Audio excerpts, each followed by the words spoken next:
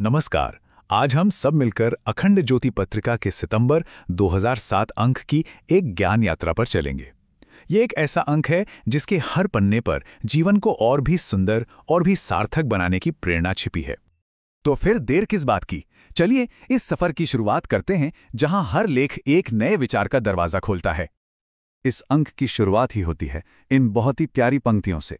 ये पंक्तियां उस दिव्य माँ को, उस आदि शक्ति को एक नमन है जिनकी करुणा से ही ये सारा संसार चलता है, पलता है और प्रेम से सिंचता है।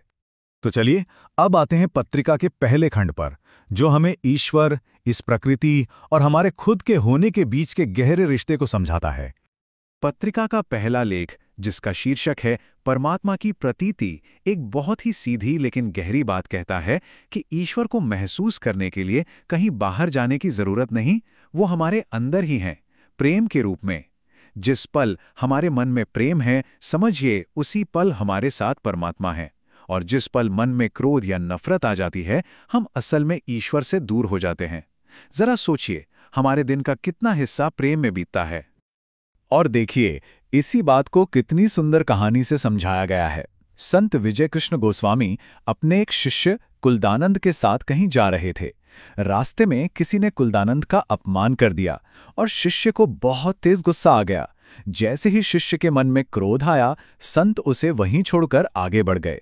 बाद में उन्होंने समझाया, जब तुम्हारे मन से प्रेम चला गया तो परमात्मा भी चले गए, और जहां परमात्मा ही नहीं, वहां मैं कैसे रह सकता था। कितनी बड़ी सीख है ना।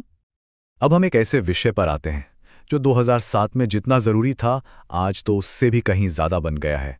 ये एक चेतावनी है, प्रकृति की एक पुकार है जिसे हम और नजरअंदाज नहीं कर सकते। सोचिए, इसमें संयुक्त राष्ट्र की एक रिपोर्ट का जिक्र है, और वो भी कितना चौंकाने वाला। रिपोर्ट में चेतावनी दी गई थी कि जिस रफ्तार से ग्लोबल वार्मिंग बढ़ रही है, हो सकता है कि साल 2035 तक हिमालय के सारे ग्लेशियर पिघलकर खत्म हो जाएं। ये सिर्फ बर्फ का पिघलना नहीं है, ये करोड़ों लोगों के जीवन और हमारी नदियों पर एक बहुत बड़ा खतरा है। लेकिन अच्छी बात यह है कि पत्रिका सिर्फ खतरे बताकर छोड़ नहीं देती, वो हमें समाधान का हिस्सा बनने के लिए भी कहती है। हम सब क्या कर सकते हैं? ज्यादा से ज्यादा पेड़ लगा सकते हैं, घर में बिजली पानी बचा सकते हैं, छोटी मोटी दूरी के लिए पैदल जा सकते हैं, और सबसे जरूरी, अपने आसपास के लोगों से इस बारे में बात कर सकते हैं। हर एक छोटा कदम मायने रखता है। तो बाहर की दुनिया से अब चलते हैं अपने अंदर की दुनिया की ओर। अगला खंड हमें हमारे शरीर और हमारी जीवन शक्ति यानी प्राण ऊर्जा को शुद्ध करने के तरीके बताता है। यहाँ अन्नमय कोश के बारे में बहुत अच्छा समझाया गया है। बहुत सरल शब्दों में कहें तो ये हमारा शरीर है। वो शरीर जो अन्न यानी भोजन से बनता है, उसी से पलता बढ़ता है, और इसीलिए हमारे उपनिषदों में कहा भी गया है, जैसा अन्न वैसा मन। तो अगर मन को शांत और जीवन को आध्यात्मिक बनाना है, तो शुरुआत भोजन की शुद्धि से ही करनी होगी।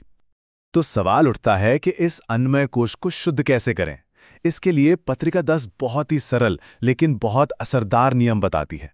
जैसे हफ्ते में एक दिन उपवास रखना, सात्विक भोजन करना, दिन में सिर्फ 2 बार, और वो भी भूख से थोड़ा कम खाना।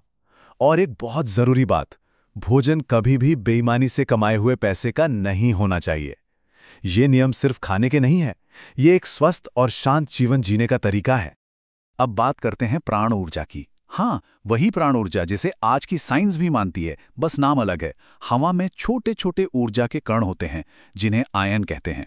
नेगेटिव आयन, जो हमें झरनों, पहाड़ों या हरे भरे जंगलों में मिलते हैं, वो हमारे लिए अमृत जैसे हैं, हमें ताजगी और ऊर्जा देते हैं। वहीं पॉजिटिव आयन, जो बंद कमरों और प्रदूषण वाली हवा में ज़्यादा होते हैं, हमें थका हुआ और बीमार महसूस कराते हैं।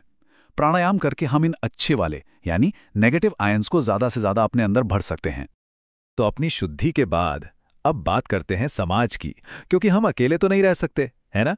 ये खंड हमें हमारी सामाजिक जिम्मेदारियों और करुणा की याद दिलाता है। पत्रिका यहाँ एक बहुत सीधा और दिल पर लगने वाला सवाल पूछती है, क्या हम सच में पानी के संकट को अनदेखा कर सकते हैं? आज ये सिर्फ एक खबर नहीं, बल्कि एक हकीकत बन चुकी है। दुनिया में करोड़ों लोग साफ पीने के पानी के लिए तरस रहे हैं। तो इस बड़ी समस्या के लिए पत्रिका 5 बहुत ही प्रैक्टिकल उपाय बताती है। बारिश के पानी को बचाना, जिसे यहाँ पानी की खेती कहा गया है, कितना सुंदर नाम है। अपनी नदियों को गंदा होने से बचाना, ज्यादा से ज्यादा पेड़ लगाना, पॉलीथीन का इस्तेमाल बंद करना और पानी को बर्बाद होने से रोकना, ये हम सबकी मिलीजुली कोशिश से ही संभव हो पाएगा। जैसे पानी का संकट है, वैसे ही समाज में इंसानियत का भी संकट है। तो ये लेख एक तरह से हमें जगाता है कि हम अपने छोटे से मैं के दायरे से बाहर निकलें, दूसरों के दुख को अपना समझें, बिना किसी स्वार्थ के किसी की मदद करें और कोशिश करें कि हर रोज कम से कम किसी एक इंसान के काम आ सकें। बस यही तो है इंसानियत का रास्ता। चलिए, अब कुछ ऐसी कहानियों की दुनिया में चलते हैं जो हमें विश्वास की ताकत और उन अनुभवों के बारे में बताती हैं जो हमारी 5 इंद्रियों से परे होते हैं। इसमें ब्रह्मर्षि विश्वामित्र की एक बहुत ही सुंदर कहानी के जरिए सच्ची भक्ति का मतलब समझाया गया है। एक वक्त था जब विश्वामित्र को अपने तप पर बहुत अभिमान हो गया था, और जब यह अभिमान टूटा तो उन्होंने सब कुछ छोड़कर सिर्फ माँ माँ जपना शुरू कर दिया। उनकी हालत ऐसी हो गई कि एक पल के लिए भी माँ को भूलना उन्हें बेचैन कर देता था। देवर्षि नारद ने इसी हालत को सच्ची भक्ति कहा है।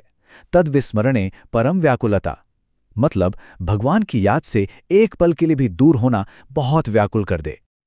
ये लेख एक बहुत ही दिलचस्प विषय को छूता है, पूर्वाभास, मतलब भविष्य में होने वाली घटना का पहले से अंदाजा हो जाना।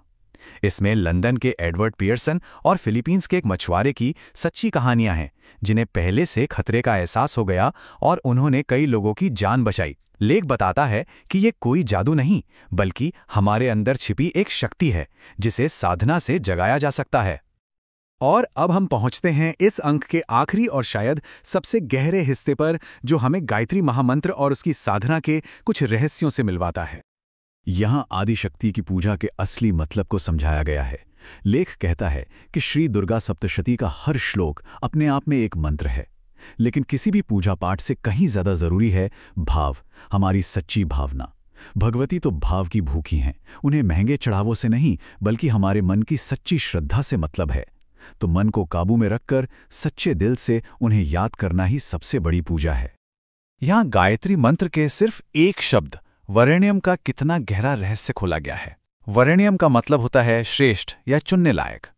जब हम इस मंत्र का जाप करते हैं तो हम ईश्वर से प्रार्थना करते हैं कि हे प्रभु, आपकी इस पूरी सृष्टि में जो कुछ भी सबसे अच्छा, सबसे पवित्र और कल्याणकारी है, हम सिर्फ उसी को चुनें, उसी को अपने अंदर धारण करें।